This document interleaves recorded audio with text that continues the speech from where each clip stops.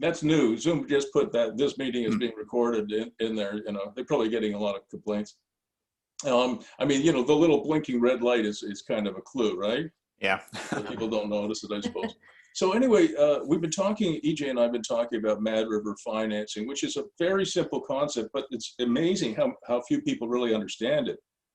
And one of the things I wanted you, Brendan, and EJ and Florence to understand is what it really means. And I'll show you an example in a moment. But you know, one of my former students, his name was Steve, was I think he was a bartender. You know, he put himself through university. I was teaching at Carleton University Sprott School of Business then, and he wanted to start a Boston pizza somewhere in the States, in the England States, and back then it was about $1.5 million to, you know, to build out a Boston pizza. Today I think it's quite a bit more, but back then it was about $1.5 million, and he had saved up, you know, through his bartending years. And by the way, a 4-year degree took him 7. Oh, okay. You know, Sounds like a bartender, that is a hazard. You know, he was, that's a hazard of the business. So it took him a while to get through. But anyway, he got through and he saved $100,000 US. And he calls me up and he said, look, I've got 2 investors. They're each investing, I'm trying to remember the numbers, but I think they were going to each invest around $300,000 each, or 350 or 400. It was 400,000 each, and he was going to invest 100,000. So at the end of the day, he would put in his 100,000. They would put in, between the 2 investors, 800,000, and the rest of the money they would borrow from a lender. So he was going to end up, there's $900,000 of equity in it. He was going to end up with 1/9 of the business, right? So not even 10%, but he was going to do all the work. He was, you know, he had the experience. He was going to do all the management. He was going to manage the fit up, you know, and every aspect of it. And if you know anything about running a Boston pizza or any kind of pub or sports bar, it's kind of like 24/7, 364-day job. You couldn't pay me enough to do that job. You know, it's bad enough being a coach. I mean, imagine having to basically worry about this thing all but maybe Christmas Day. And so I said, Steve, you're going to do all of that for 9.9% or whatever it was. He said, well, that's the way the numbers worked out. I said, well, no, we're going to use a Mad River structure. And he said, well, what the hell is that? I said, it's just a name I made up, because the very first deal I did like this was in a ski town in the United States called Mad River. And so you can't even look it up because it doesn't really exist except in my head. So I said, what you should do, and I talked to, we didn't have Zoom back then, but I talked to the 2 investors, and I said, Steve, this is a terrible deal for Steve. So what I would like you, Mr. Investor A and Mr. Investor B, they're 2 guys. So Mr. A and Mr. B, I'd like you each to lend Steve $100,000. You actually loan the money to Steve. Now Steve, instead of having $100,000, has $300,000. And you guys are going to invest, instead of investing $400,000 each in the business, you're going to, as equity, you're going to invest $300,000 each. So you're all going to own a third. You're going to be equal partners.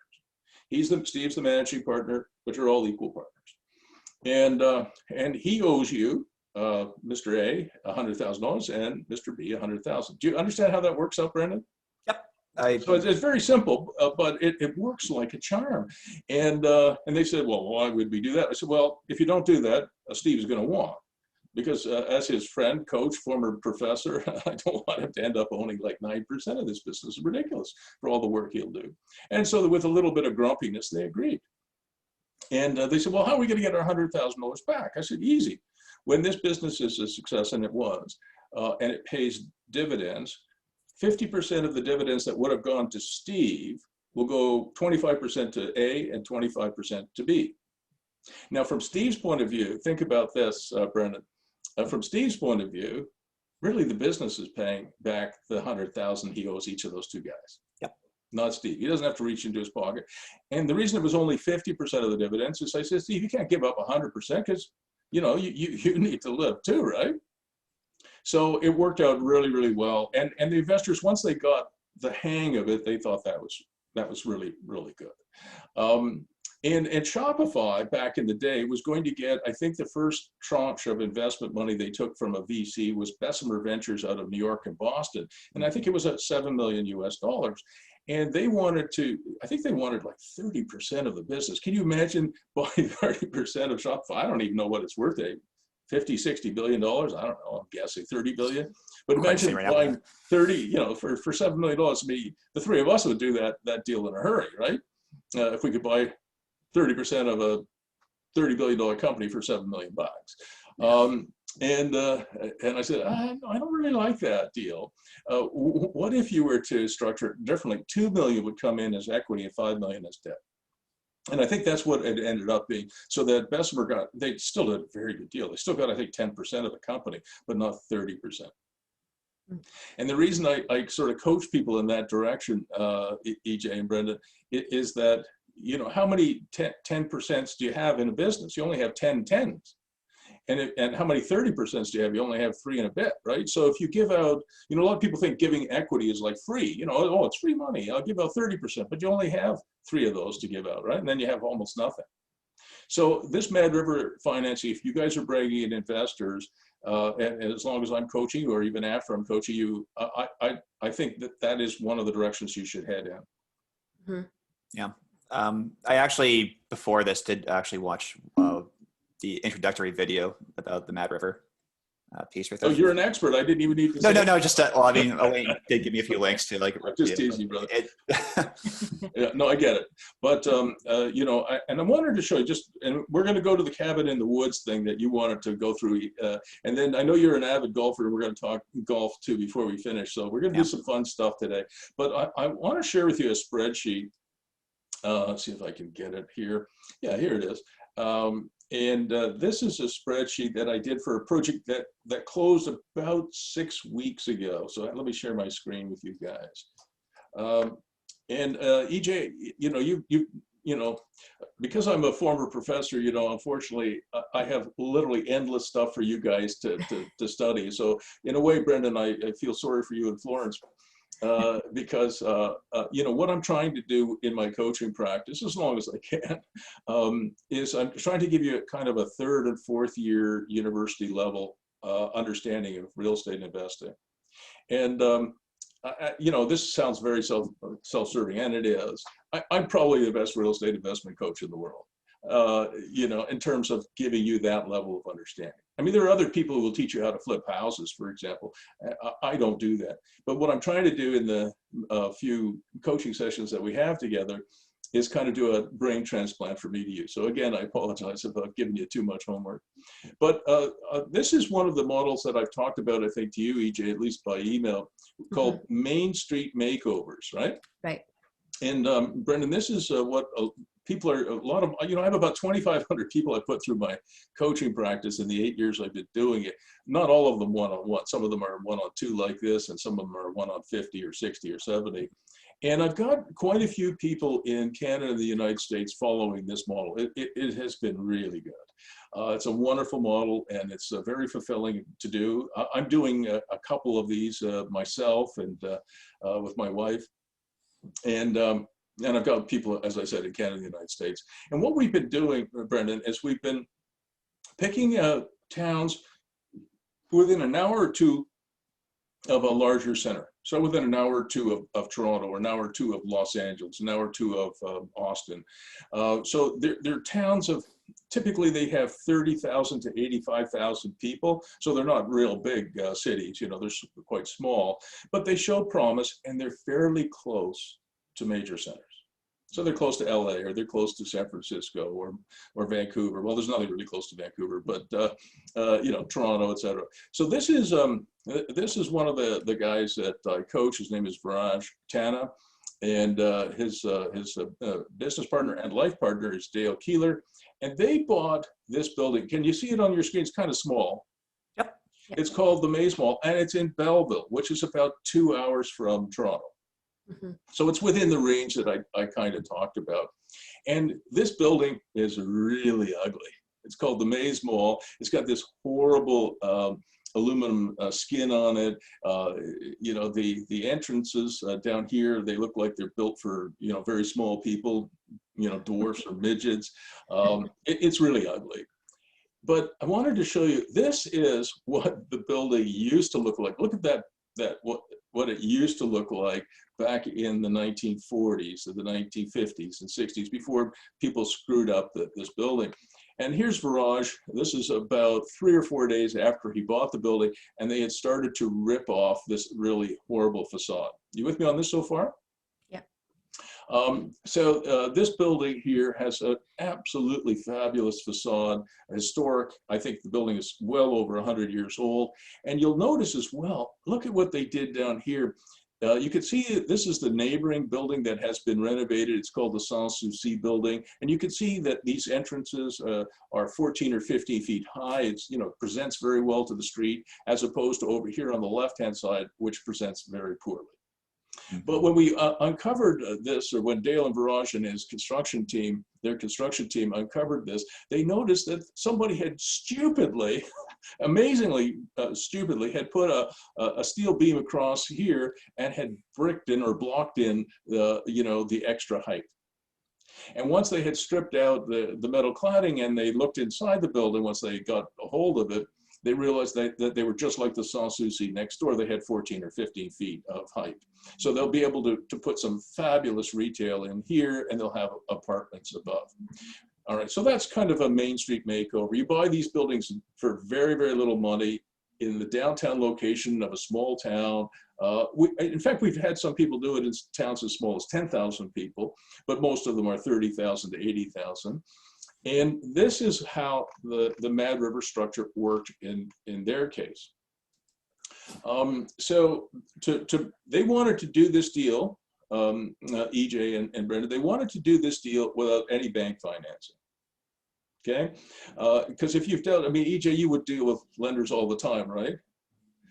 And as you know, it's not particularly easy to deal with lenders these days. I did a closing for myself and my wife. I bought a house in Belleville, actually, last week, and we were actually 24 hours late closing it because, believe it or not, the lenders had to courier a check. And I called them up and I said, the closing day is May 27th. What do you mean you're going to courier a check, to the law office? The lender was in Toronto, the law office was in Ottawa, and the closing's in Belleville. And I said, is it coming by stagecoach? Have you never heard of wire transfers? And the underwriter hung up on me. She was mad at me. So I had to call her back. I said, I'm sorry, but we're going to be a day late closing, and I'm not happy about that. It's just ridiculous. Yeah. So how difficult, and there's lots of other issues. So anyway, yeah. So they didn't want to go to a bank, especially for something like this. So they had the founding partners. There were 6 of them actually. Had $127,000 in cash. And to buy the building and to renovate it, they needed an extra $800,000. And the way they financed this is they had a seller take back mortgage. I don't remember how much it was for, but it was a pretty healthy seller take back mortgage. Do you know what that is, Brendan? You'll probably have to enlighten me. I'll let EJ do that. She knows. Well, essentially, when the seller actually finance it for you, so they take on the mortgage, and then I guess have set specific terms, a little bit higher, I guess, than usual interest rates, and then the rest you find for financing, whether it's a bank or other investors. Does that make sense? So, Brendan, just to make it really, really simple, is let's say you had a house. And I come along and I said, Brendan, I want to buy your house. What are you going to sell it to me for? You said, Bruce, $500,000. And I said, Brendan, I have $100,000 saved up, but I'm having a tough time getting a mortgage. Would you consider, maybe you're a rich dude, you're an IT guy, so probably a rich dude.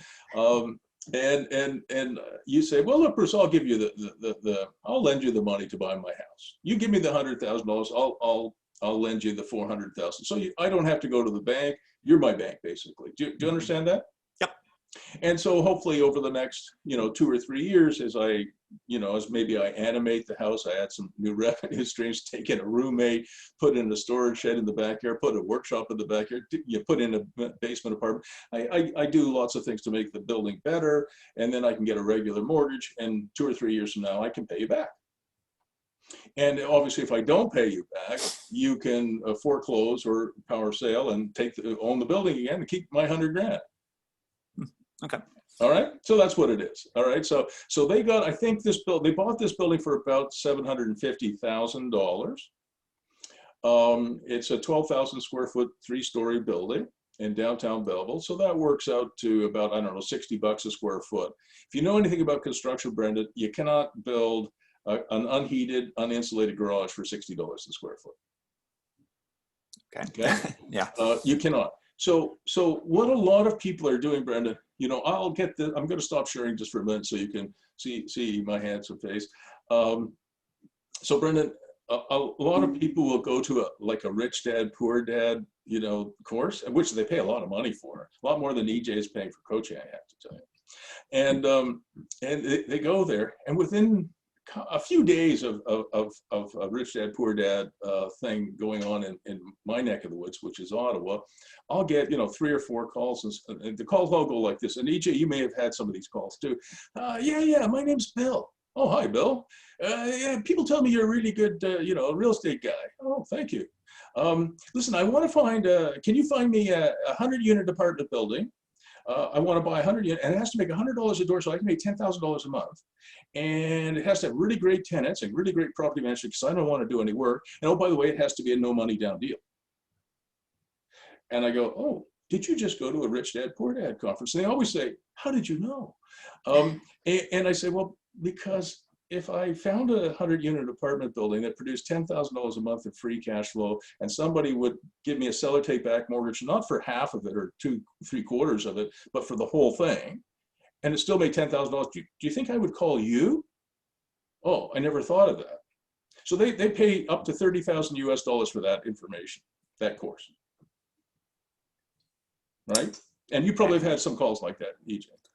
Not for that scale, although I have been adding myself into a lot of real estate forums, and I've seen that, and I'm like, oh, that sounds like, yeah, very risky for. Well, you know, I'm going to tell you that it's unfair for me to say that it never happens, because it does on occasion happen. It does. But you have a better chance, in my opinion, of winning the Lotto 649 than finding a deal like that. Yeah. I'm not saying it never existed, but what you can't do as a teacher, in my opinion, is you can't take one case that happens 1 in 13 million events. You can't teach that. It's like saying my plan for my retirement is to win the lottery. Yeah. That's not a plan.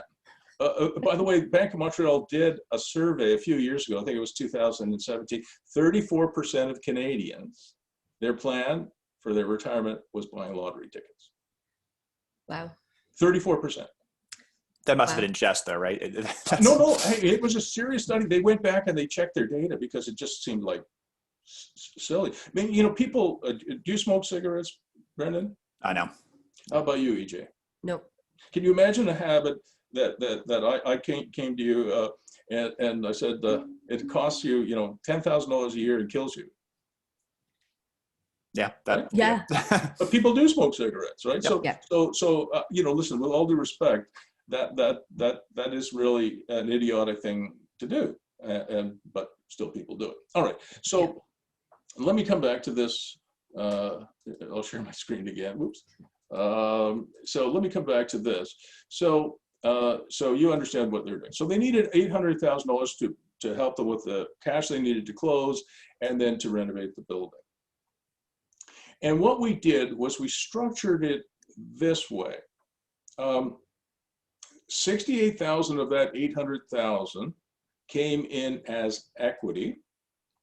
So, and the rest came in as debt. I don't know if you can see these numbers if it's too small on your screen, but out of the 800,000, about 68,000 came in as equity, and 732,000 basically came in as debt. The term of the debt was 3 years. It was 8%, and it was capitalized for 3 years. That means that the guys who own this, Viraj and Dale and their group, they owe the investors 8% on their debt, simple interest, but they don't pay that until the end. Okay, you got that, Brendan? Okay, so it would be after the 3-year term then? Exactly. Okay. So at the end of 3 years, they're going to owe $731,000 to their investors plus 8%. When I say simple interest, I mean non-compounded. Yeah. So it just means 8% a year. Because you know what Einstein said? He said the most powerful force in the universe is not fusion or fission; it's compound interest. And he did say that. He announced it at a press conference a long time ago. I think it was the 40s, and everybody said, "Oh, Mr. Einstein, Dr. Einstein's going to announce, the most powerful force in the universe." And everybody, when he said compound interest, everybody laughed. It was pretty funny, actually. So simple interest is very important. So if you just put in $68,000 and they put in, Dale and Viraj and their buddies put in 127. So Dale and Viraj ended up owning 65% of this business, and their investors owned 35%. Because I don't really want you and EJ and Florence to end up owning less than 55% of it. 55% is good, 65% is better. I want you to own more of it rather than less. And now I want to show you how we structured that, because this will be important in any kind of investor situation that you experience in the future, okay? And by the way, you can see the numbers up here, EJ and Brendan. If the entire $800,000 had come in as equity, the investors would have ended up owning 86% of this building, and Dale and Viraj would have ended up owning 13.7%. That was not acceptable. Now, I'm going to turn it around just for a minute, and then I'll come back to the structure. So think about it now from the investor's point of view, okay? So let's say, Brendan, you're a rich dude, and you say, look, I really like this. I'm going to help you guys buy the Maze Mall in Belleville, renovate it. And they paid $750 for it, or $760, something like that. They're going to put in about $600,000 worth of renovation. So they're going to be at around 1.3, 1.4, 1.5 million in cost. They have an appraised value for this thing as if complete, which will be about 3.2 million. So how you pay back the investors is very similar to what Steve did with his Boston Pizza. Is 3 years from now, you hope you get an appraisal of 3.2 million. You get a 65% loan to value regular kind of mortgage, hopefully at around 3 or 4% interest rate. And it gives you enough money to pay back your investors and to pay back yourself, and you even have a little bit of tax-free cash to go buy another one. All right? So that's the idea. That's why you cannot buy any sort of property, whether it's, we're going to get to cabin in the woods in a minute, whether it's cabin in the woods or anything else that doesn't cash flow and doesn't go up in value, because this model breaks down then. Okay, and the reason it breaks down is, let's say you put in $1.5 million, and 3 years from now it's worth $1.5 million. You won't be able to refinance and pay out your investors. You'll have unhappy investors. Yeah. Okay, so now if we think it through for a minute, from an investor's point of view, 3 years from now, when they get most of their money back, they now own 35% of a wonderful building for a very small amount of money left in the project. So what most investors want, Brendan, and EJ already knows this, is they want a good return on their investment, but they also want to be in bed with young entrepreneurs or talented entrepreneurs who know what the heck they're doing. And that if the plumbing breaks down, and there's a problem in one of the apartments on the second or third floor, they call EJ or Brendan. Not them. They're sitting in Toronto somewhere in their fancy condos, sipping wine and doing whatever rich dudes do, right? While you guys are worrying about, has the toilet plugged. Does it make sense? Makes sense. Yeah. Now, I want to take it one more step, okay? The other thing that I teach these guys to do, and you now, is something I call the non-partnership partnership model. So if you think it through logically, I mean, Dale and Viraj, they're in their 40s, I think. I'm too old to do this because I don't have enough runway. I'm 69, right? But they're young enough. They could do, say, for example, 3 projects like this, and their investors are really wealthy. I mean, they could fund a dozen of these projects. But let's assume that they do 3. Okay. What that means is that your investors now own 35% of 3 projects. That's as if they owned 100% of one. You with me on that? Okay. So what I teach Viraj and Dale to do, and I would certainly young people like you guys, what I would teach you guys to do is, well, is to do more than one project, maybe 3, maybe 6, maybe 60, I don't know. And what you do is you exit that way. So in this case, Dale and Viraj might end up owning 100% of 2, and their investors might own 100% of 1. And then if Dale and Viraj have a falling out, hopefully they won't, but if they do, then Dale and Viraj own 50% of 2, for example. They could do the same thing. So you can exit without exiting. Mm-hmm. And the reason why that's important, and I call it a non-partnership partnership, I don't know why I do, but that's kind of what I'm getting at, is you come together to create value, and then you exit without fighting. Because the biggest problem that you'll have with investors and partners long-term is that you'll end up fighting. So let's say, I was a partner with one of you guys, and I want to run off to Costa Rica, drink rum, and smoke cigars. I want to sell. You say, well, we don't want to sell. Right away, these partners start fighting. And another partner or another investor says, well, I want to refinance, take the money out and run off to Costa Rica and drink rum. But you guys don't want to refinance. Maybe you're at the stage where you want to pay off the mortgage and live on the cash flow. So what you try and do, Brendan and EJ and Florence, if you're following this later on, what you try and do is you try and set yourself up for success. And because I'm a lot older than you guys, I've seen all these failures and fail points, and I think you can address that going in. All right, so I've got one more thing, and then we're going to go back to Cabin in the Woods. So the last thing I want to show you is how they did the actual structuring. So they created a company called AC Holdings Inc. So it was a corporation that bought this thing, okay? Yeah. And what they did was they issued 683,981 preferred shares to their investors at 10 cents a share. So you remember they were putting in $68,000, the investors, as equity. That came in preferred shares. EJ, do you know what a preferred share is as opposed to a common share? No. Okay, so a common share typically is a voting share. Mm-hmm. So they issued to themselves common shares. They issued themselves voting shares. You with me on that? Yeah.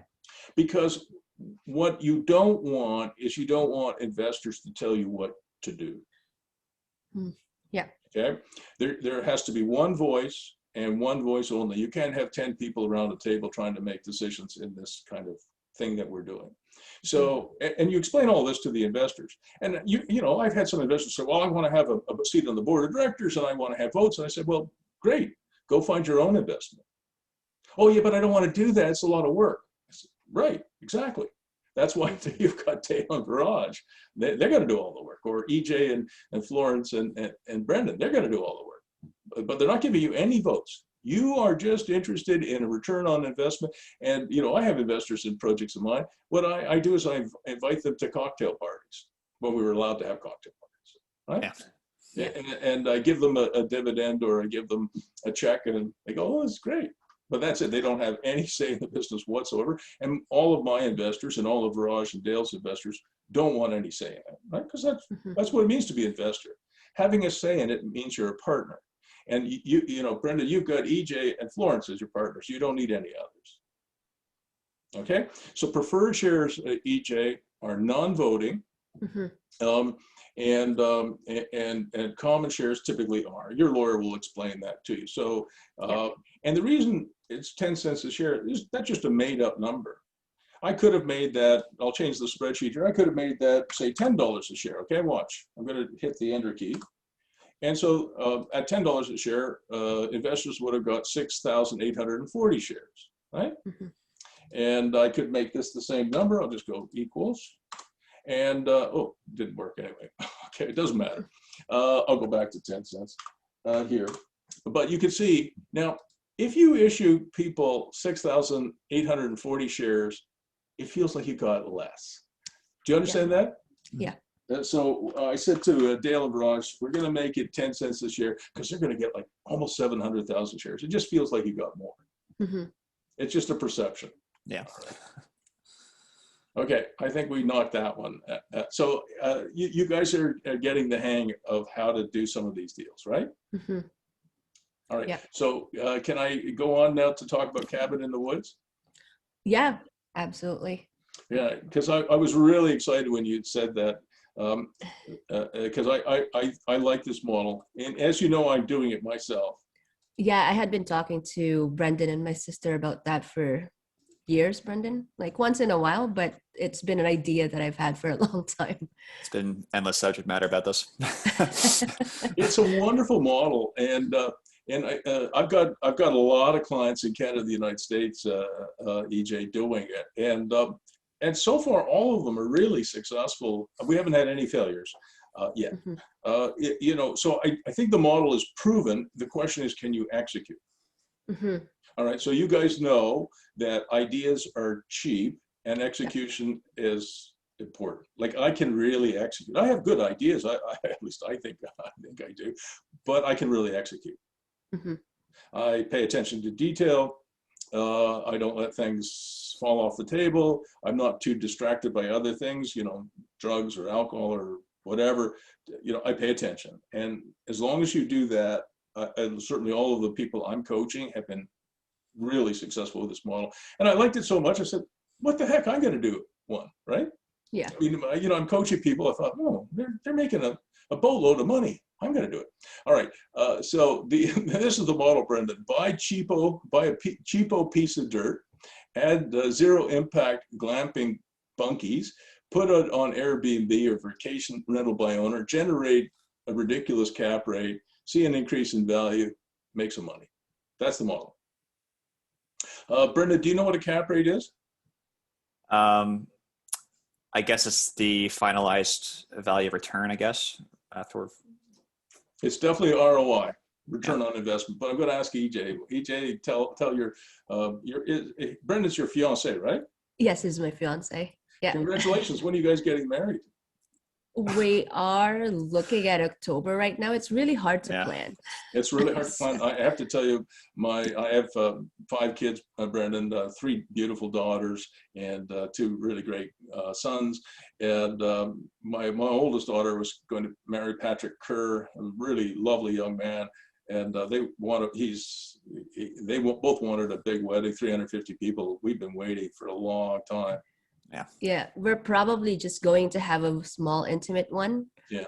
And then Brendan has the idea to just have the big wedding party once we're out of this. Yeah, I said the same thing to Rachel and Patrick. These are really, really fine people, and they'd like to have a family, you know. And I mean, that's their, you know, both of them, I think, are really family oriented. Rachel's very family oriented. So is Patrick, and you know, waiting is hard. It's almost 2 years now. Yeah, and that's essentially kind of for us to our timeline. Like, you know, it's in terms of starting a family, if we kind of wait out until later on. Yeah, it's none of my business, but I love romance, and you know, I've been married for a long time, Brendan, 36 years. And I'm still in love with my wife, so you know, I really like you know, seeing young people like you two guys, and I'm sure it'll be a wonderful experience. But I think at the end of the day, I think if we can't get them hitched soon, they'll do exactly that, EJ. They'll just have a very small ceremony in Toronto and move on. Yeah. Okay. So let's go back to Cabin in the Woods. Well, I was telling you something though, and I've forgotten. Yeah, for the cap rate. Oh yeah, the cap rate. Thank you. So EJ, take over. I don't know if I can explain it properly, but essentially it's your net operating income over the value that you're going to buy it for. So it's your monthly. Good. Yeah. So that's a good function. Yeah. So I'm gonna give you for you, Brendan and Florence. I'm going to give you and EJ, just so you can explain it to your clients, because I think you're going to do lots of investment real estate advising.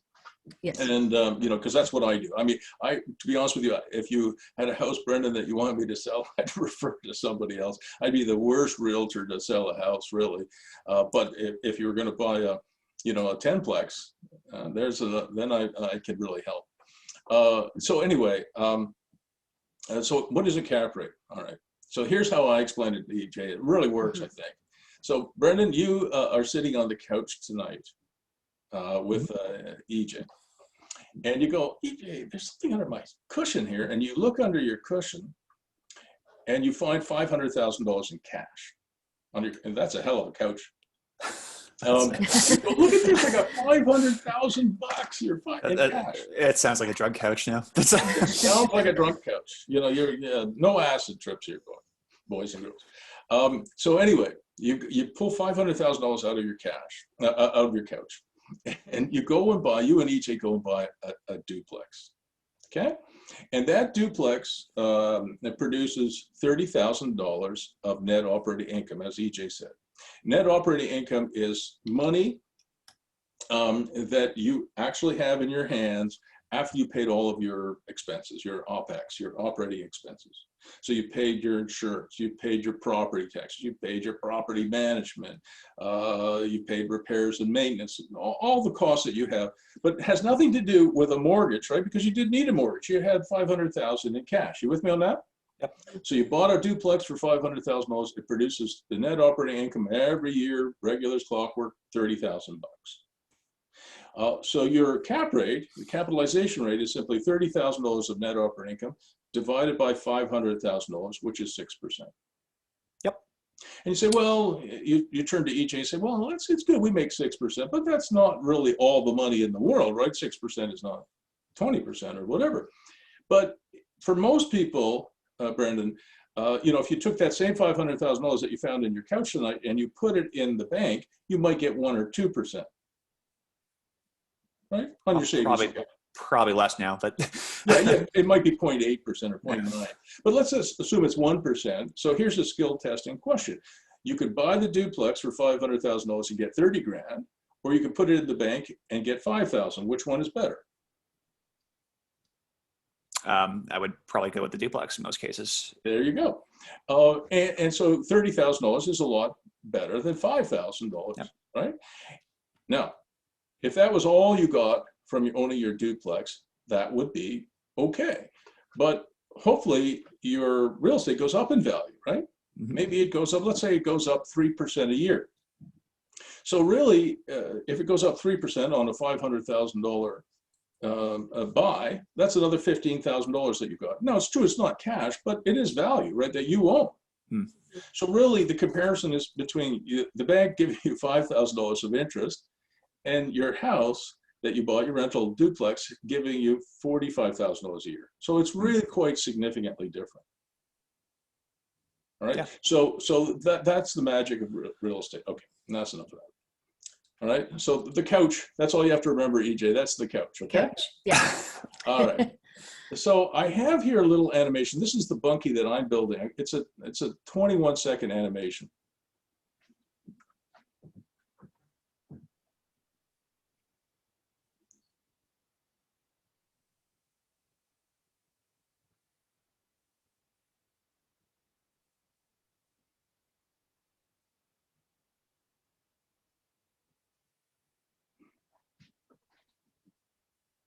So the elements that go into that, and I'll just go back here and let you look at it again. The elements are the deck, the barbecue, the outdoor picnic table.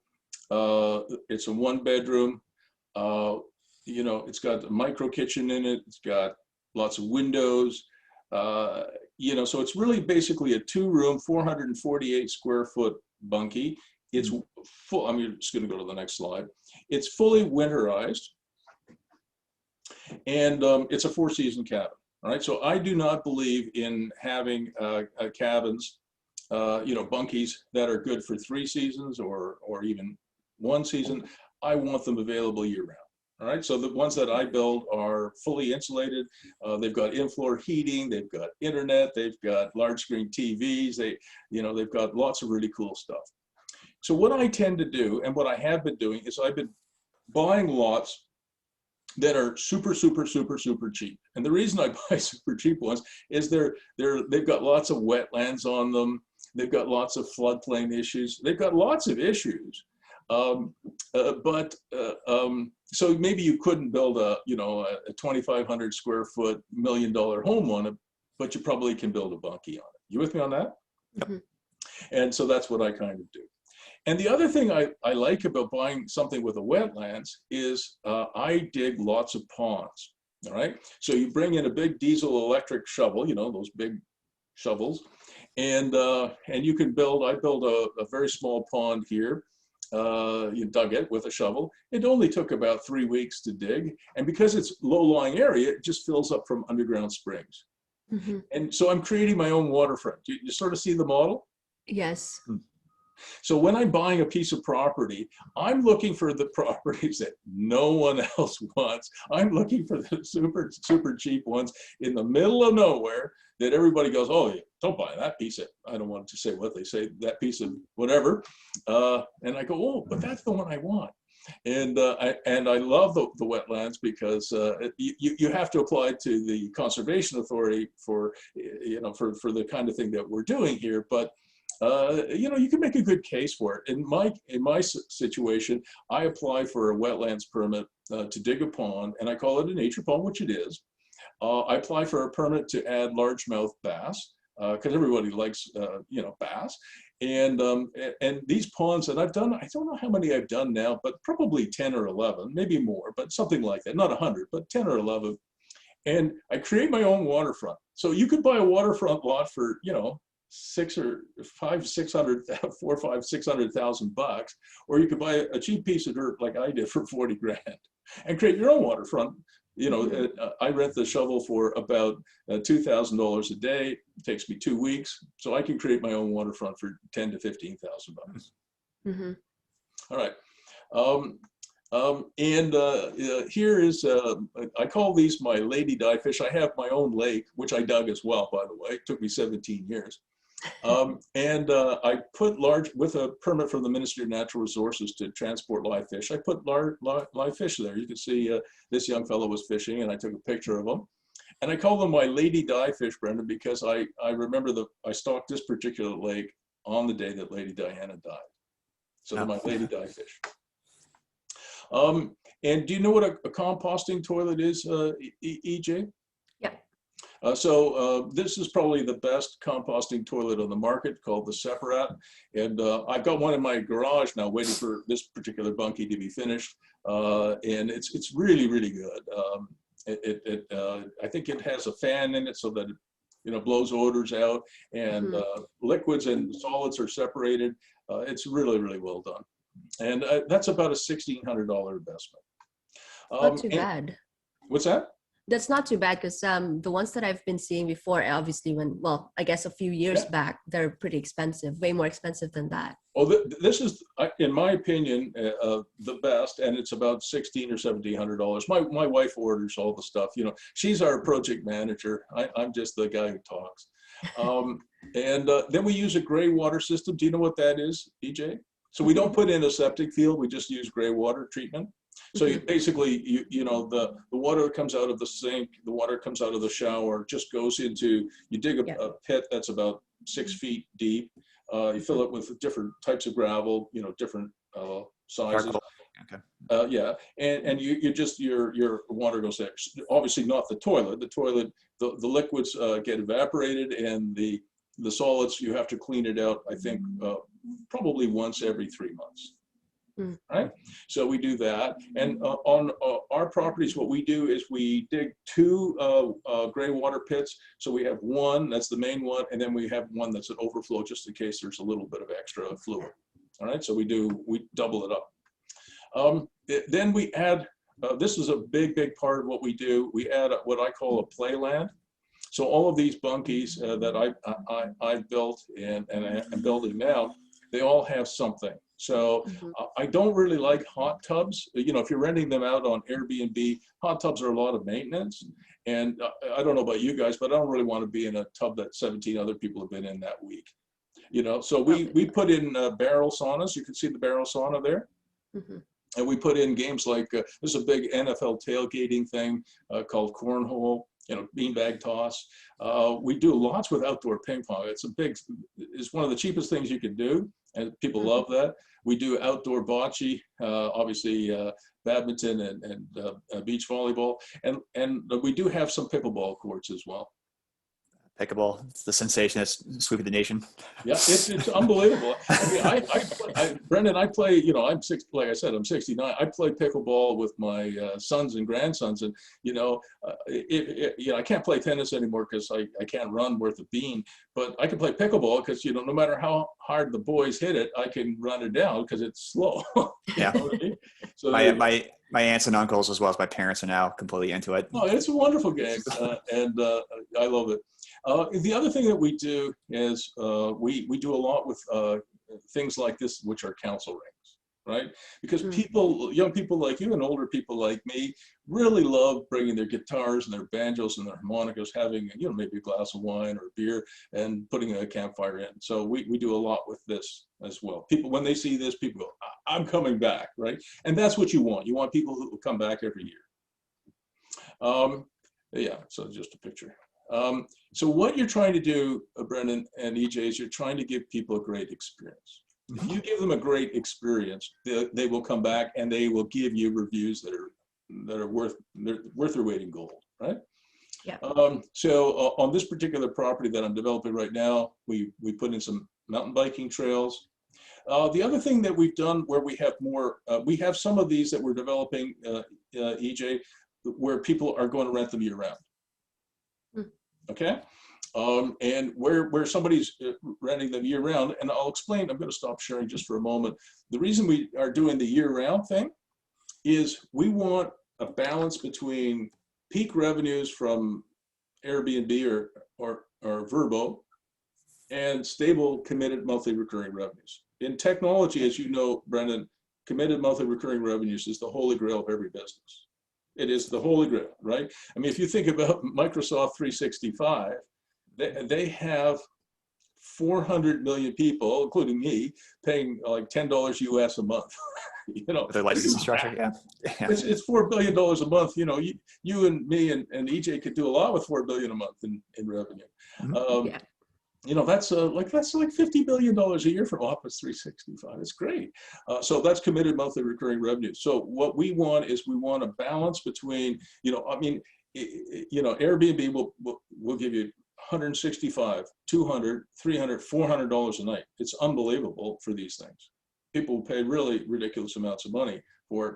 But and I've got one lease I'm doing, like I've got it on my computer somewhere, where one of these bunkies that we built is going to be rented for, I think, $1,500 a month, right? So you'd say, why would you ever rent one for $1,500 a month when you could put it on Airbnb at, say, $200, and that'd be $4,000 a month? Well, it's a hell of a lot more work, right?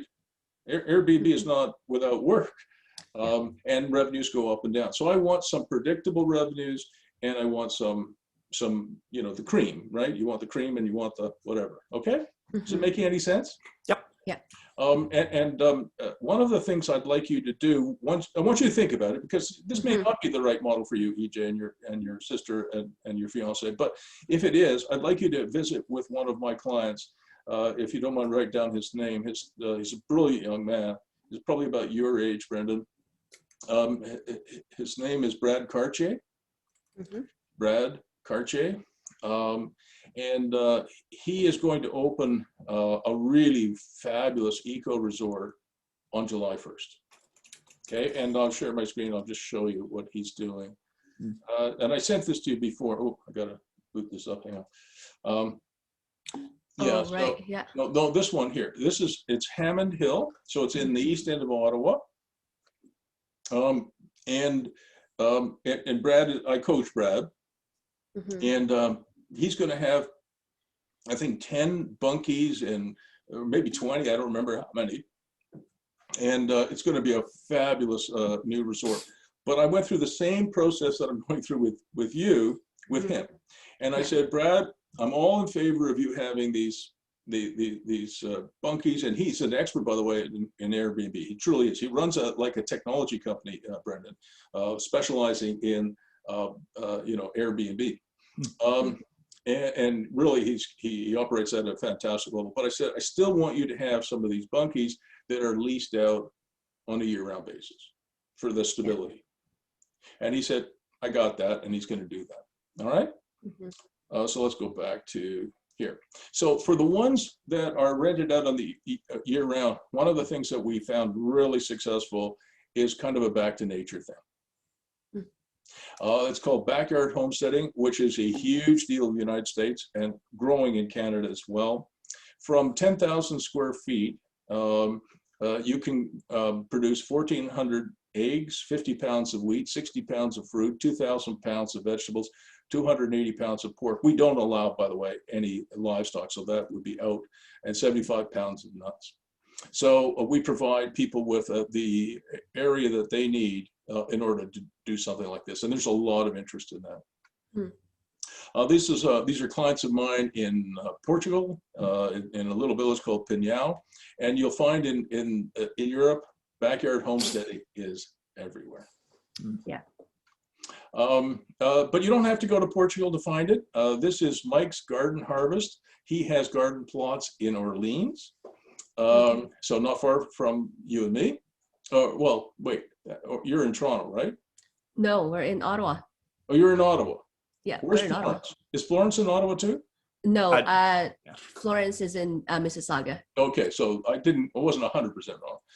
Part of you guys are in the Toronto area, but yeah, so it's a lot easier to visit Brad because he's in Eastern Ontario too. But I'd like you to reach back to me, EJ, and I'll introduce you to Brad. You know, you go out there for a couple of hours, go on a tour. It'll be like a huge education. Yeah. And Cartier is a really, really smart guy. So like in his early 30s, he's got 4 kids, and he's a wonderful man, and he's a good father, good husband, good provider, and he's brilliant. Anyway, so this is in Orleans, Mike's Harvest. They rent garden plots, and I don't have it in here, but he's fully booked. I don't know how many plots he has. Some of them are tiny, like literally 10 feet by 10 feet. So not 10,000 square feet, 100 square feet probably, and he's fully leased.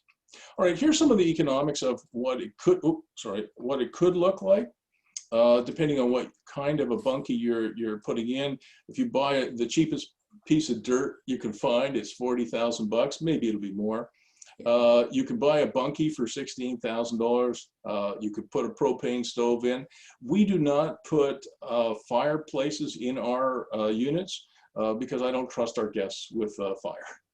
So one of the ones that I'm building right now has natural gas at the street, not too far away, so we'll have natural gas. But if we didn't, we would do a propane stove. Still look very nice, but I don't want people to burn down the bunkie, especially if they're in it. Are electrical stoves more expensive than propane ones, or just? I beg your pardon? Are electrical stoves more like costly? Way more, way more, yeah. And you know, with a propane stove, you get heat, but you also get beauty, and you can cook on it.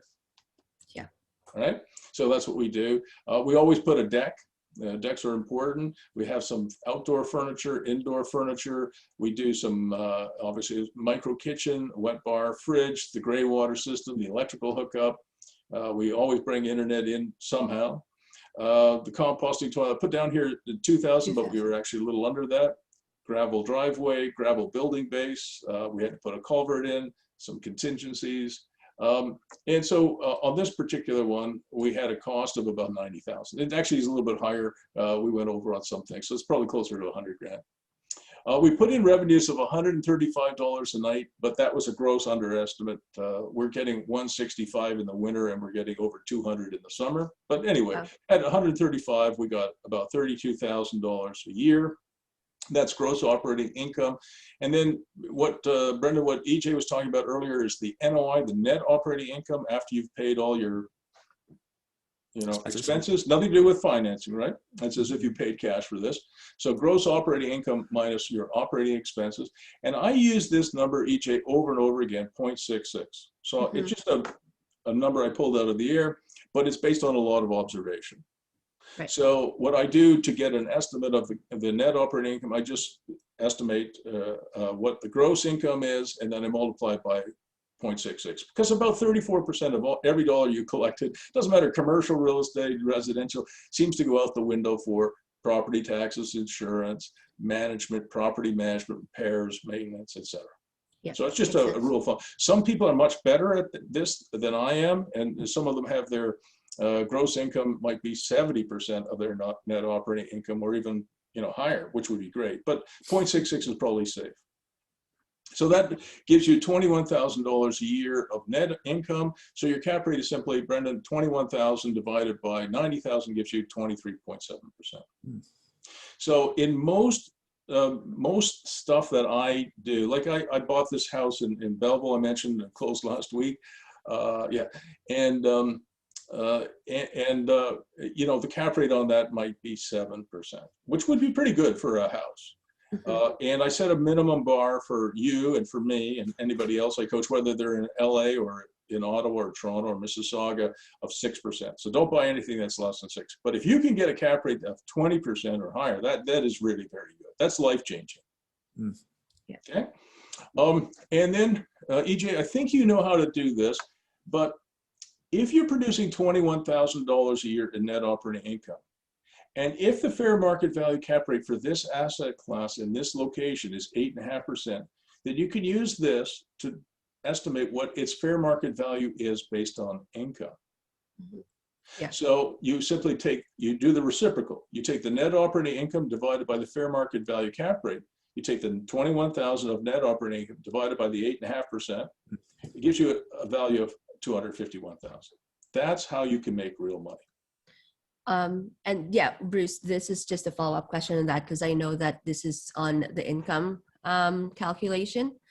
With regards to, let's just say, and this is one of, because I've never done something like this, if you are going to, let's say, approach a bank kind of for financing, is this the value that you're going to use, and they're actually going to kind of provide financing, or kind of you're able to pull out equity?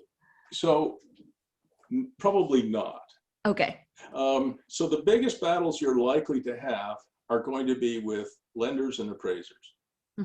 Okay, you already know that. It's usually so a battle.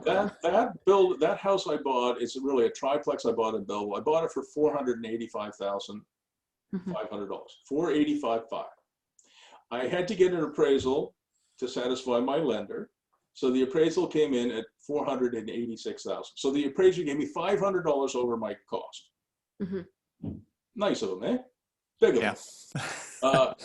Then I got my own appraisal on it, and by somebody who's a commercial appraiser, not a residential appraiser, but a commercial appraiser. Because a residential appraiser will say, well, in fact, that particular house I bought is a back-to-back. It's got a 5-bedroom home in front, 2-bedroom home in the back with one common wall, and it's got a detached garage in the back, which I'm converting to a 2-bedroom Airbnb in Belleville. Yeah. The income on it is ridiculously high, and so the commercial appraiser says, well, I'm going to value it on income. And when he did that, it was worth $995. Now the difference between an appraisal of $995 and $486 is unbelievable. So that is the biggest stumbling block that you will have. And so you're going to have to learn how to get better appraisals than I did. Yeah. So but for myself, I didn't care because I'm not refinancing it. I have the ability to just work through this and renovate it. And I'm only interested in the income, right? I'm not selling these things. No, for sure. But when it comes to selling, EJ, here's where the appraisers are full of crap. Here's where they're full of crap. I could turn around and sell that building I bought last week for probably between $700,000 and $800,000 without doing a damn thing to it. And when I do that, the appraiser who gave me $500 over what I paid for it will go, oh, too bad, because he doesn't really work for you or Brendan or Florence. He works for the friggin' bank. You pay for the damn appraisal, but he's really working for the bank or the lender. Right? So you and I are paying for it, but his loyalty is first to the bank or the lender. Why is that? Because maybe he does 50 appraisals for that bank or that lender and does one for you. So his loyalty is to those guys. So he is trying to beat you down.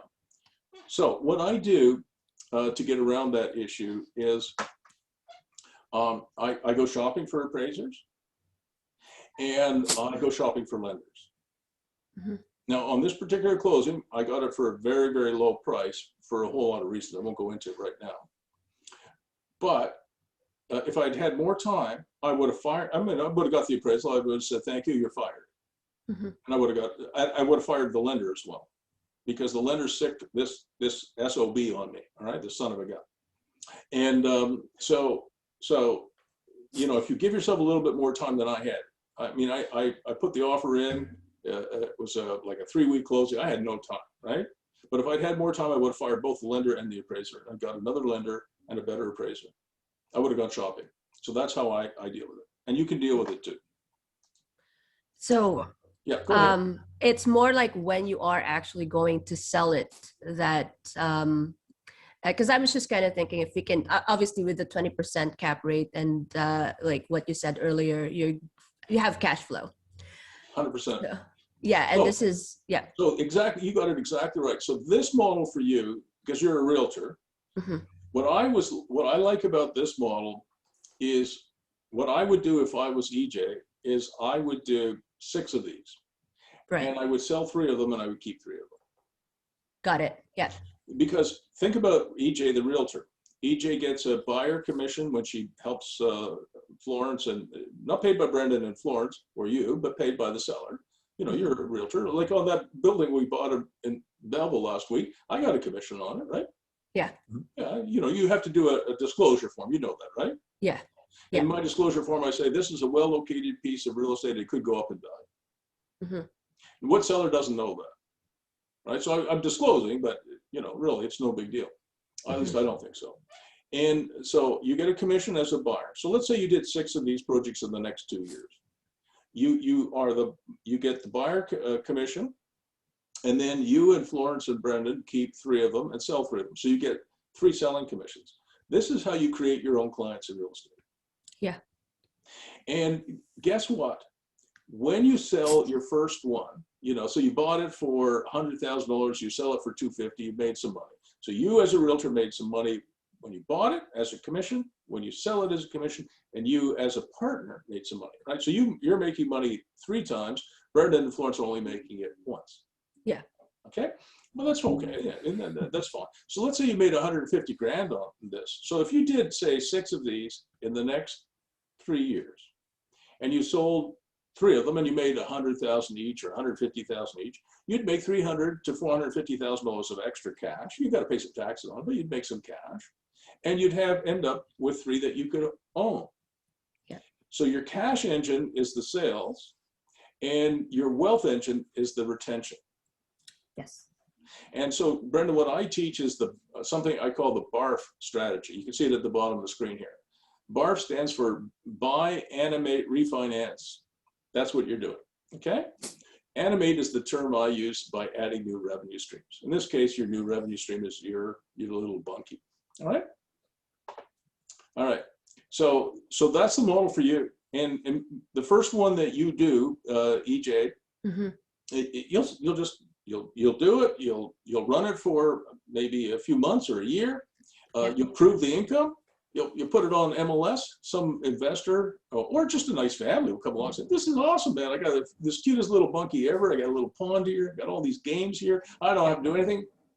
EJ and Florence and have done all the work. Here's $250,000. Go away, or $350,000. I don't know. If you did this outside of Toronto, who knows what you get for the damn thing? You might get $400,000 for it." Yeah. And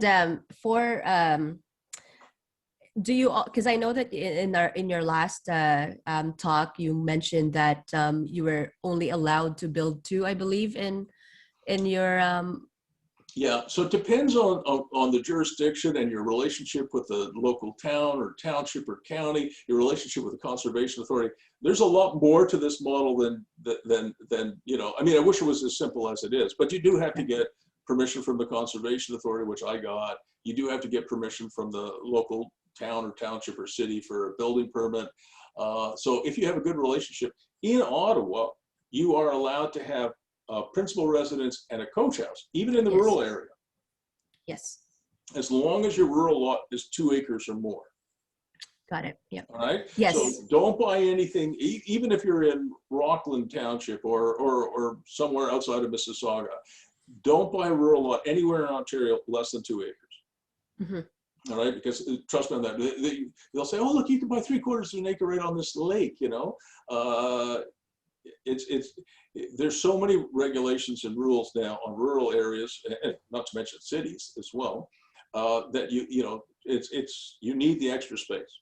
So if I have, in this case, this particular lot I bought is 8 acres. Most of it is, wetlands. I don't care. The wetlands are beautiful. So, 2 acres or more, and then, at least in Ottawa, you should be able to get 2 bunkies on there. One is the main house, and one is the coach house. Mm-hmm.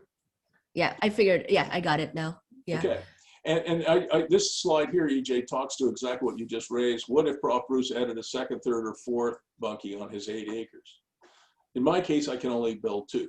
The good news for Brad Cartier and his group, the reason he can have 10 or 20 of the damn things, is he's got 50 acres and its own commercial tourism.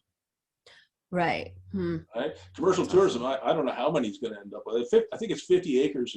I think he has capacity maybe to put 50 of the damn things on there. I'm not sure about that, but probably 30 anyway. Yeah. You can imagine how much money he's going to make. Yeah. All right.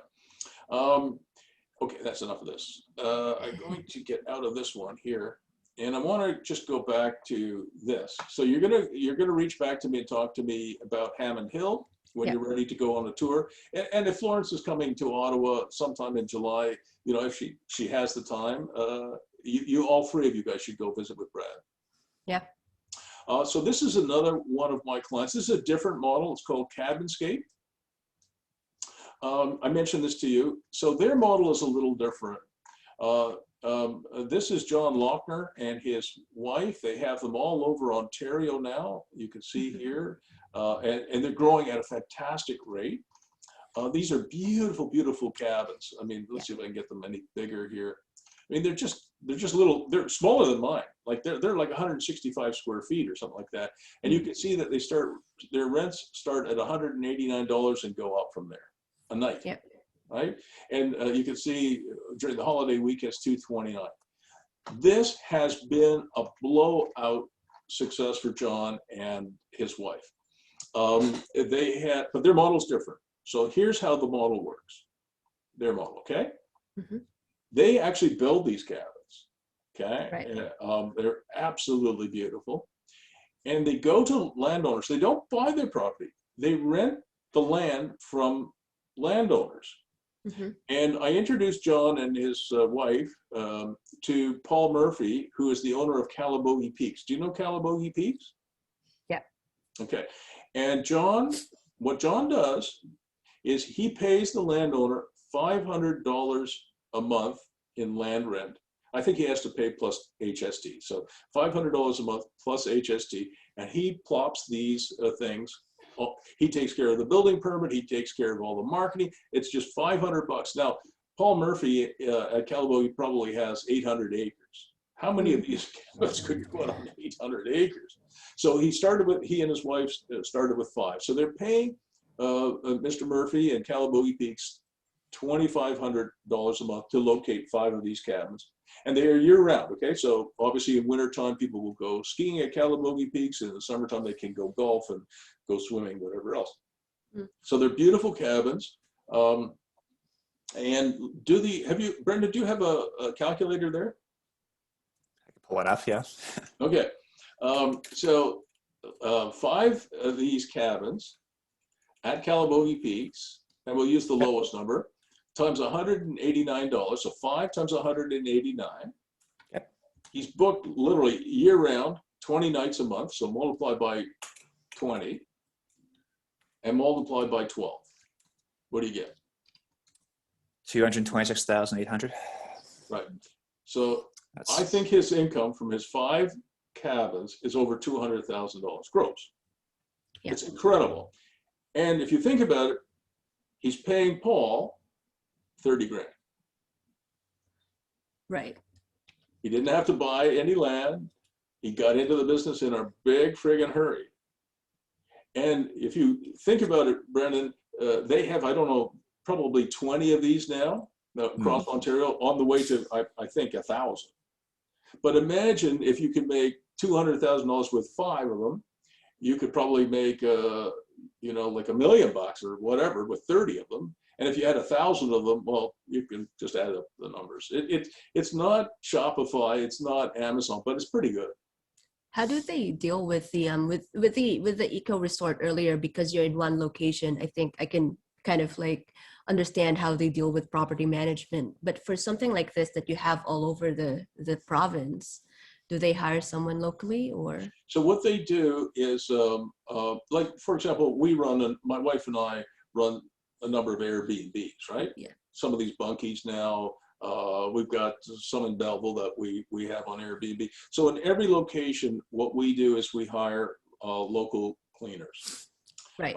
And John and John Lochner and his wife are doing the same thing, right? So they're hiring local cleaners. And our two cleaners we have here in Ottawa, Brooke and Krista, are wonderful young women. They nuke the place. They restock it. If anything goes amiss, you know, something's broken, they report it. And in each, we're only operating in 2 towns. We operate in Ottawa and in Belleville. And that's enough for me. You know, like, my wife's younger than me, but still, 2 cities is the most I could handle, right? But, you know, John and his wife are your age, EJ. They're in their 20s, maybe early 30s, but I don't think so. You know, John might be 30 now, and his wife's younger. So your age. And, you know, young people, you know, they got cars, they can go anywhere. But what you do is you find local cleaners who are really good. They're your lead. And then you have to have a Mr. Fix-It or Ms. Fix-It in each of your areas where you're operating, because things do go wrong.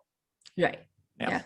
Yeah. So yeah. But you know, the difference is that Cabinscape, that model that John is running, that model is more like selling cookies than it is real estate. Real estate's a very local business. So if you, EJ, and I were asked to sell houses in Mississauga starting tomorrow, we would know nothing about I probably that. would. Well, you would. I would know yeah. I would know nothing about the for Mississauga sure. market. Nothing. Okay, Yeah. so maybe you would, but I would know nothing about it. If you asked me to sell houses in, I don't know, Tallahassee in Florida, Yeah. I mean, I wouldn't have a clue what the house is worth and what the right, you know, thing to do with that is. You know, realtors are required to know what the hell they're doing before they provide services. So you know, same thing in real estate development. If you were going to build an office building of all things in Toronto, that's a vastly different market than building in London, England. Right? So again, but selling an Airbnb in a Cabinscape cabin in Tallahassee is not a whole lot different than in Calibogue. It isn't. Yeah. And so the difference is, if you're selling cookies, you know, or making sausages, you know, you turn the crank and every sausage looks pretty much like every other sausage. That you can manage in 30 locations or 300 locations. You can. But what you can't do is you can't build office buildings in different jurisdictions. You cannot be a realtor knowledgeable in 30 different jurisdictions, in my opinion, anyway. So I think depending on the business model that you and Florence and Brendan eventually adopt, if it's a cookie cutter, it's a sausage maker, then you can be in more than one location, especially if you're a young person. In the case of the Cabinscape one, are all those cabins like modular and portable? Is that why they're able to drop them down? Like well, there's a modular element to them, but there's still a lot of assembly on site. Okay. So they're using helical piles. Do you know what helical piles are? They're literally piles you screw into the ground. So you're not allowed to. These are not tiny houses, EJ. Or Brendan. You cannot have people live in tiny houses in Ontario so far. Do you know why that is, EJ? I don't know if it's Ontario. I'm not quite sure, but I know that it's very restrictive right now. Very restrictive. Colorado, they do allow it, but that's one of the few places where it's allowed. Colorado was I think the home of the tiny home, if you know what I mean. It sort of came out of Colorado, not California, Colorado. You know, it's the frontier. But in Ontario, they don't allow you to live in your RV or your tiny home on wheels. And the reason for that is anything that is a tiny home on wheels or an RV on wheels is plated as a RV. A tiny home is plated as a homemade RV, and they cannot be taxed because they're on wheels. So you can't levy property taxes against something on wheels, right? Right. And so cities say, oh, we don't want people living in RVs or tiny homes because, well, we're concerned that it will affect property. That is total BS. Excuse me. They just can't tax it. That is total 100%. That's what the politicians all say. The mayor and the premier, and they all say that. And I'm not picking on anybody, but that's what they say. Total nonsense. It is simply that MPAC, if you know what MPAC is, the Municipal Property Assessment Corporation, cannot assess it for property taxes. So whether it's my bunkie or John Lochner's cabins, they have to be affixed to the ground, and then they can be assessed for property taxes. I was going to just bring it up because we do have mobile homes, and I guess they have a different structure because it is mostly permanent. But I was thinking it has to be permanent. You cannot have a mobile home on wheels. Okay. You have to take the wheels off, and you have to Fair put enough. it on piles, or you will get into trouble. The bylaw officers will show up and they will order you gone. So it's fairly modular. It gets assembled on site pretty quickly. But I guess like if the rental contract expires, they have to have a way of disassembling pretty quickly and removing it. Yeah. Well, I can tell you, as a landowner, I appreciate the fact that John is doing all the work, but to me, as a landowner, I'm fully supportive of what John is doing. But as a landowner, I'm getting 30 grand for my 5 Cabinscape cabins, and he's making 220,000. That is not a deal I would do as a landowner. No. No, in the case of Mr. Murphy, he's a Goldman Sachs a guy living in New York. Right, and he's very, if you know anything about Goldman Sachs, those guys make a lot of money. So he has no interest in he's fine. Hey, give me 30 grand. Here you go. Put 10 of them in there. Put 30 of them in there. Who knows? He may end up with 100 of the damn things. And for Paul, it makes perfect sense, right? Again, he's my age, maybe a little bit younger, and it's no work, no hassle, and makes a lot of sense for him. Now, what I said to Paul, though, because I coach Paul as well. So, sometimes when you're coaching, if the practice gets big enough, you end up with lots of conflicts of interest. So you have to try and balance the needs. But one of the things I said to Paul is, I said, on the next 5 that you do with John, ask for a 4% percentage rent. Do you know what a percentage rent is, Brendan? Enlighten me. Well, I'm going to ask EJ. Well, I guess it is kind of like the recurring monthly. Is it monthly or annual? Yeah. So actually, Brendan, if we have, I know that we have about half an hour, Bruce, but I want to touch base later on once we're done with the cabin in the woods on the golf idea that Brendan has. Oh, I'm not going to forget that. We're going to get to that. Oh, yeah. Yeah.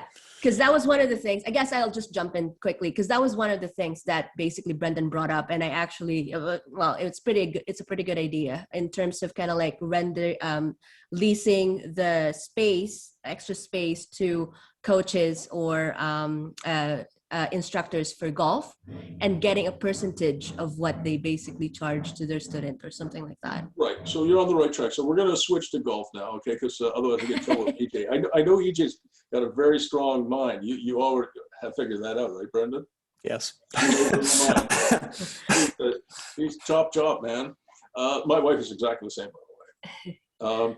So anyway, so percentage rent, so from Paul's point of view, from the landlord's point of view, the landowner's point of view, it means that he would get $500 a month plus 4% of whatever the income is every month that John is generating. So that the more income, because you got to remember at Calabogie Peaks, Paul has the cost of running ski hill, which is incredibly expensive to run. So I said, Paul, come on, 4% is not that much.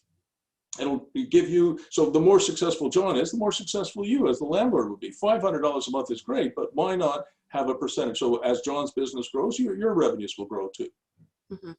All right, so what I wanted to show you, and this may not be the right model for you guys, but I wanted to show you what we're doing on the golf side of things, which is really kind of, I mean, it's really neat.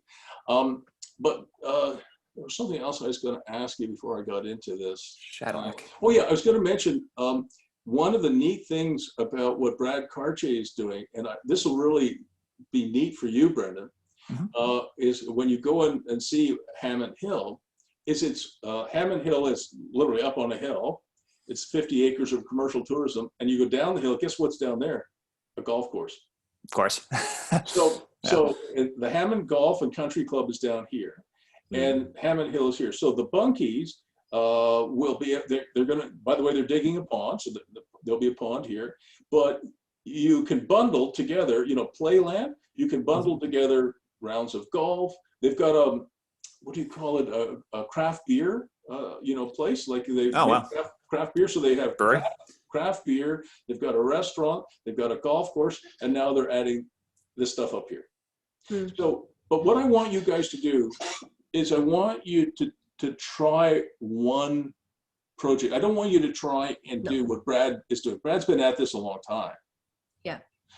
So, if you bought a piece of cheap dirt for $60,000 and you build a bunkie for $100,000 and you sold it for $300,000 and you go, oh, that was good.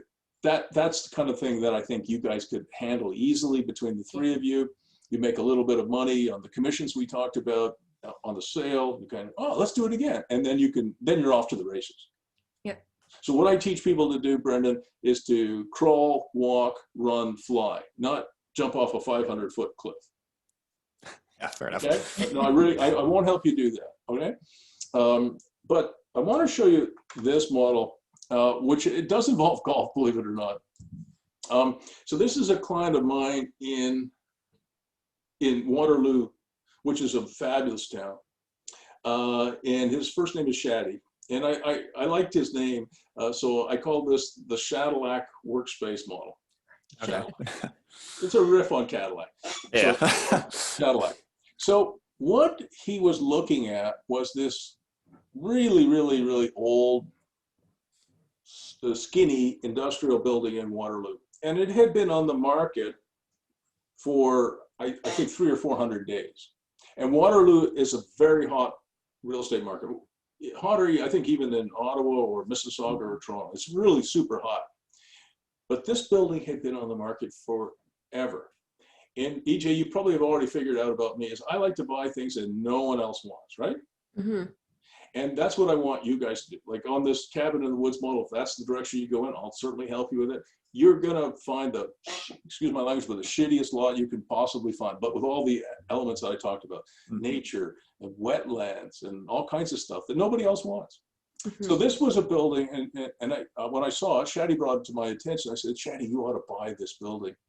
And he said, yeah, I don't think so. It's empty, there's nobody in it. It's 80,000 square foot and it's a substandard building. So this is what the building looks like inside. So it's long and skinny. And it's got columns all the way down the middle. Beautiful. Big pardon? Beautiful. Exactly. Yeah. And it only has 11'2" ceiling height. So in the industrial world, the newest Amazon warehouse built in Ottawa on Boundary Road was about 1 million square feet, and I think they have 60 feet clear height. Wayfair's talking about building another one in Ottawa with 90 feet. And this one is 11'2". So no big industrial user would ever come along and say, I gotta have 80,000 square feet of long, skinny, non-rectangular or non-square space with columns down the middle. It's completely useless to them.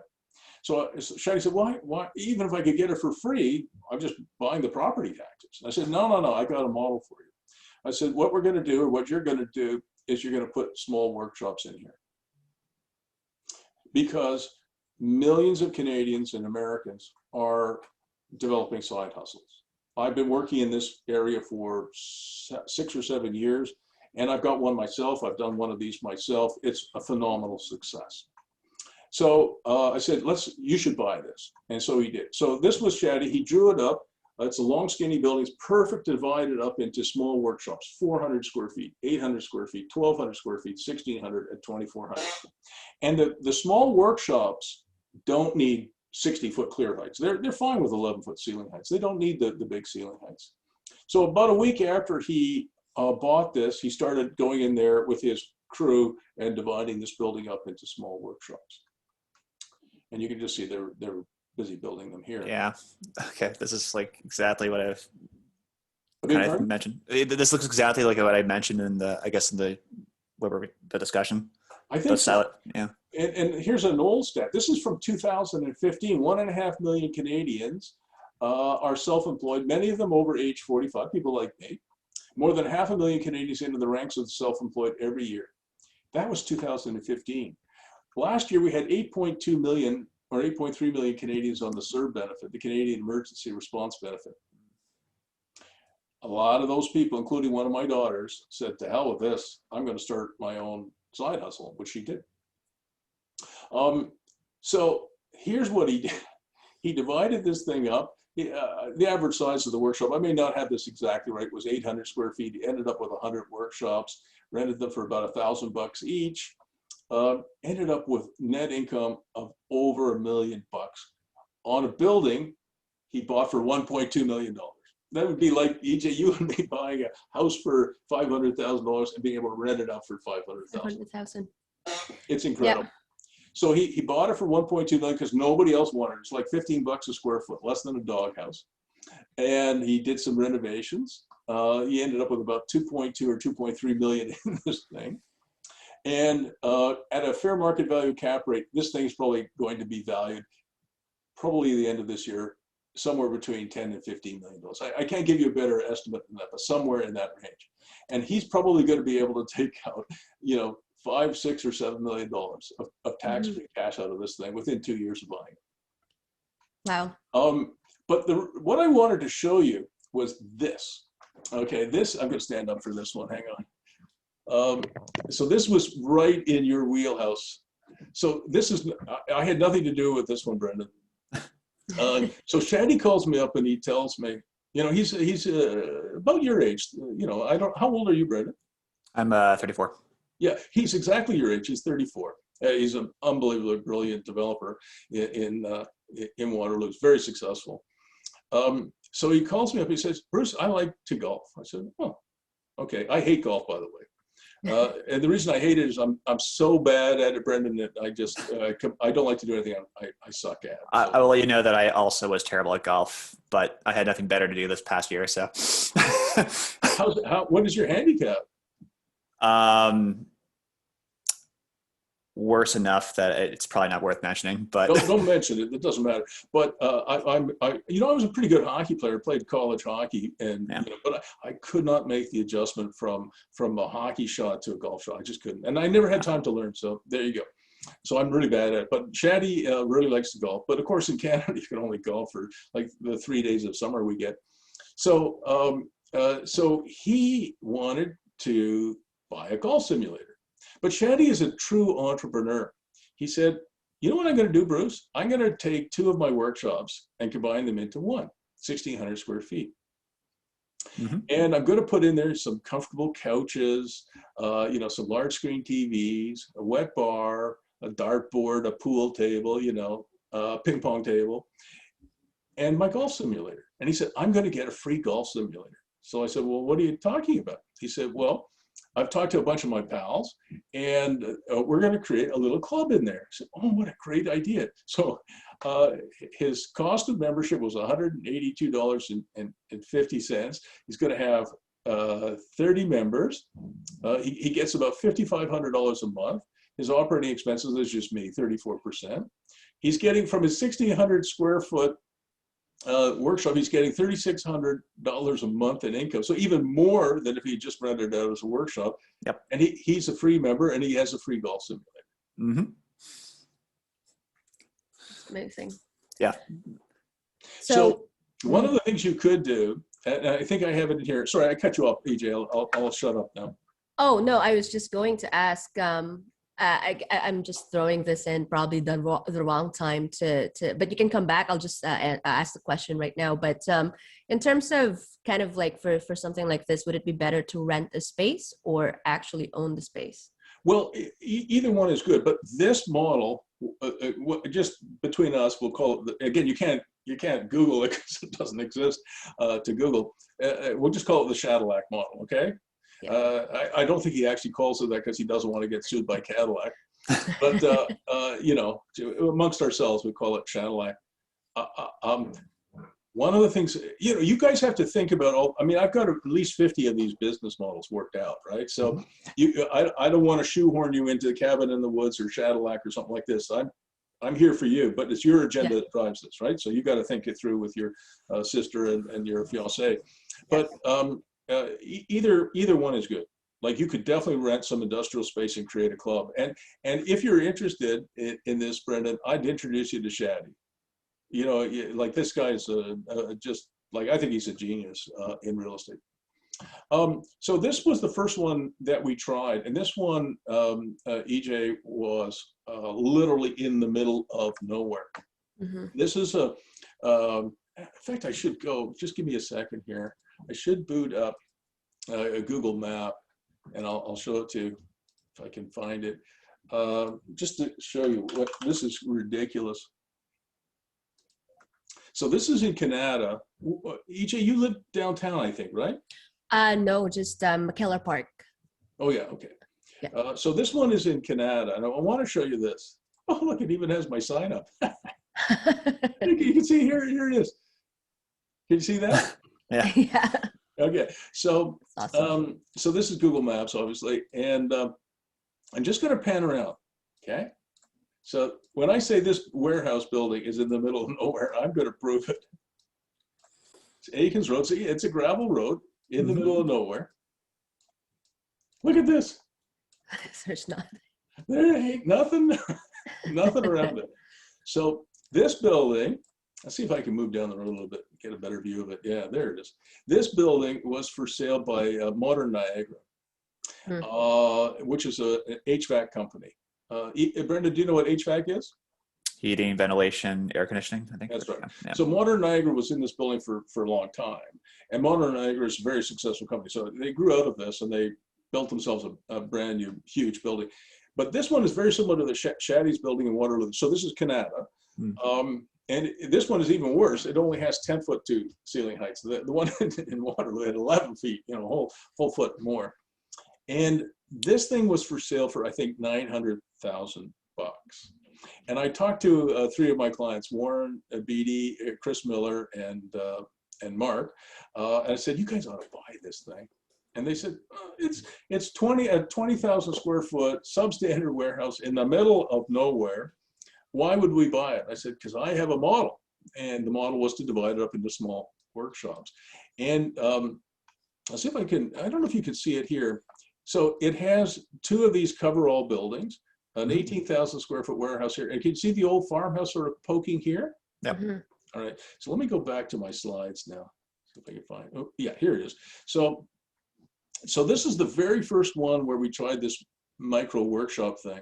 So I told the boys what the model was, but this was very experimental back then. It was 6 or 7 years ago, maybe 8 years ago now, but probably 6 or 7. So what they did was they bought this thing and they divided it up into small workshops. So you have carpenters in there, furniture makers in there, lathe operators, you know, some small tech companies in there. And it has become an absolutely incredible, thriving community. These are pictures I took fairly recently, just before the pandemic started, when I was able to visit. And it's just become this wonderful community of makers and shapers and no bakers, you know, people who are, maybe there's some candlestick makers, I don't know, but it's just become this incredible community. And that was the first one that we did like this. And so they bought this thing. I think Modern Niagara was asking $900,000 for it, EJ, and I put in an offer on behalf of the boys at $250,000. It had been for sale, this one for sure, over 400 days. Like no self-respecting industrial company would buy it because it's so substandard. But for small workshops, it's fine. Yeah. And so I went to the president of Modern Niagara and presented the offer, and he laughed at me and threw it back at me and said, no way, I'm not selling it to you for like $250,000. So I went back and talked to Warren. This is Warren here, Warren and his buddies. And I said, no, they didn't like the offer. And they said, oh, gee, you know, we want to try this. And I said, well, don't throw yourself off a bridge. That was, I think, September. Let's wait for November or December. You know, by November, you know, when the weather's horrible, Canadians kind of want to kill themselves, right? Yep. And so I said, we'll resubmit it in November. Well, what if it sells? Well, it might sell. You know, in real estate, as you know, EJ, you have to have discipline, right? Mm-hmm.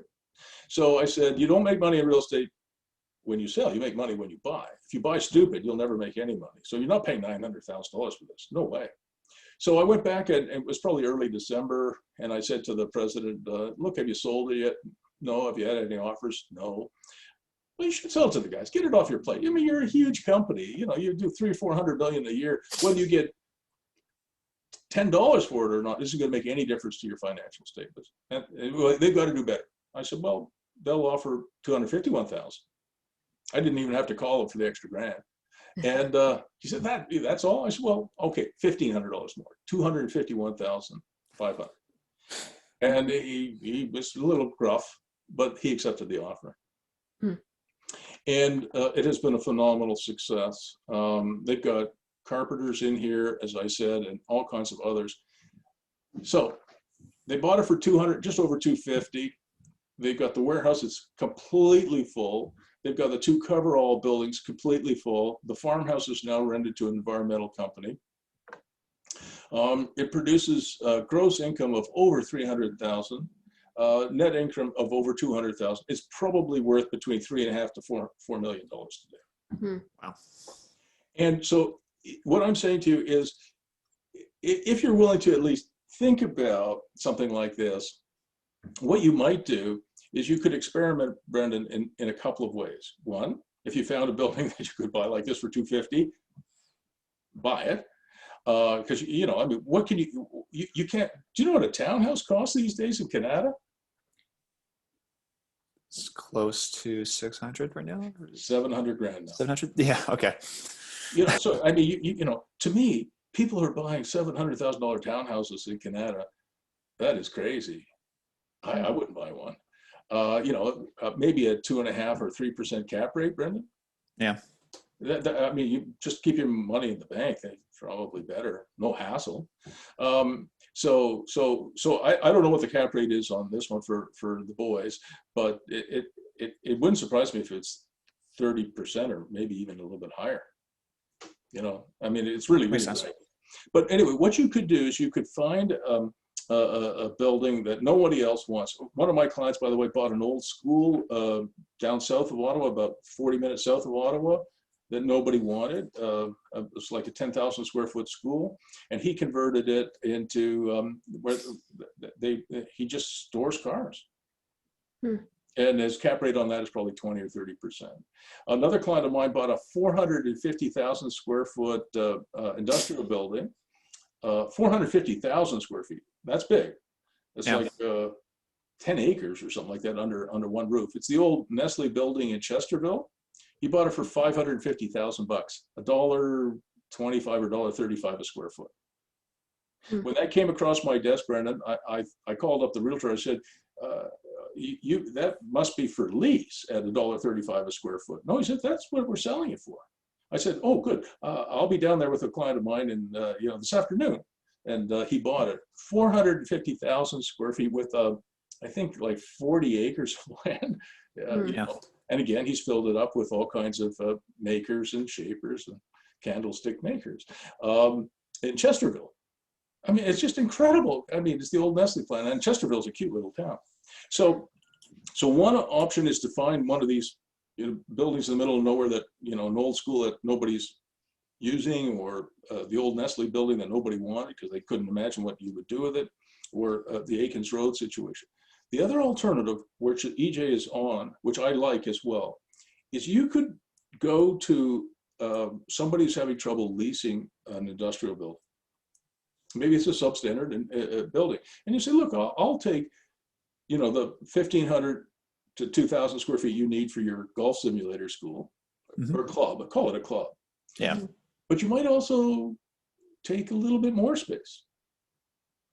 And if you did that, like I'm an expert in industrial, that I am. I may not know anything about selling houses, but I know a lot about industrial space. And if you could rent that thing for $6 or $7 a square foot, plus a little bit of operating costs on top of that, and utilities, property taxes, and you could rent it out for, you know, $12, $13, or $14 a square foot, you could have your golf club, and you could have a couple of, you know, gigpreneurs who bunk in with you.